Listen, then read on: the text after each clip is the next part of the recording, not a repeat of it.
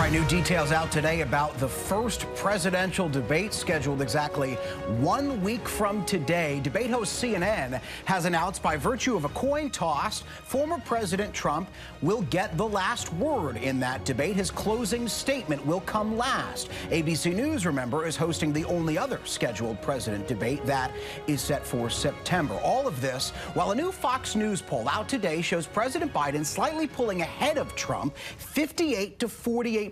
You see it there on your screen in a two-way race. That's a 3-point bump for Biden since Fox conducted the same poll last month. This is also Fox's first presidential election poll since Trump's hush money conviction in New York last month. So to break all of this down, we turn to ABC News senior congressional correspondent Rachel Scott, who also covers the campaign trail for us and also happens to be a good friend of mine. Thank you for joining me here in the studio. Rachel, this poll is close. It's within the margin of error, but it shows progress for President Biden. How does the Trump campaign sit with that? And also, how can the debates affect this? And how's everyone preparing for that? Well, this poll is critical because it's coming just 1 week out from the first presidential debate. Believe it or not, how did we get here? We're just 1 week away. And I think it's really interesting looking into this poll as the candidates are starting to prepare, right? So we know that President Biden, on one hand, is going to be spending a lot of time at Camp David. He's going to be huddled with his chief of staff, Ron Klain, going over those debate preps.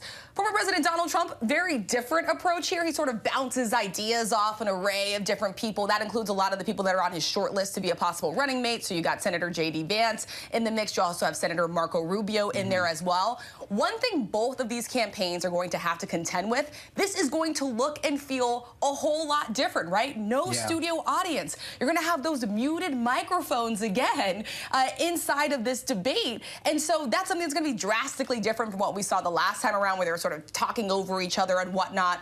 One thing that both campaigns, I think, acknowledge, this is the point where the American people really start to sort of tune in, right? We're less than 6 months out from the election. So this debate coming at a critical time, a critical juncture, and a chance to really make their pitch to the American people. But it's also so early. You know, you never see a presidential debate this early. Right. Could the impact of this debate, in your view, maybe boil off over the course of the summer? And then, of course, the ABC debate is in September, but this isn't something that comes in October, let's say, and the election is then in November. Yeah, exactly, which was going to make our debate even more critical, right? Because that's when voters are really going to be paying attention.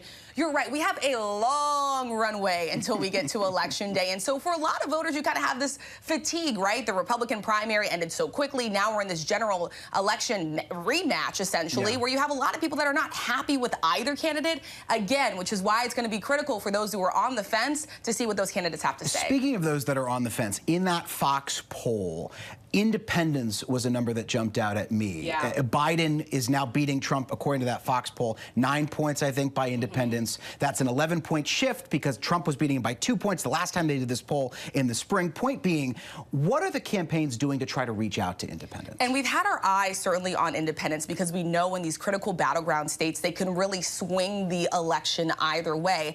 And what was interesting as I looked through the crosstabs of that poll, when they asked what matters most to independent voters, they said integrity and leadership. Oh, that's interesting. And so when you have President Biden ahead on those two issues for independents, that really shows you where they're putting their weight and how they're making their decisions.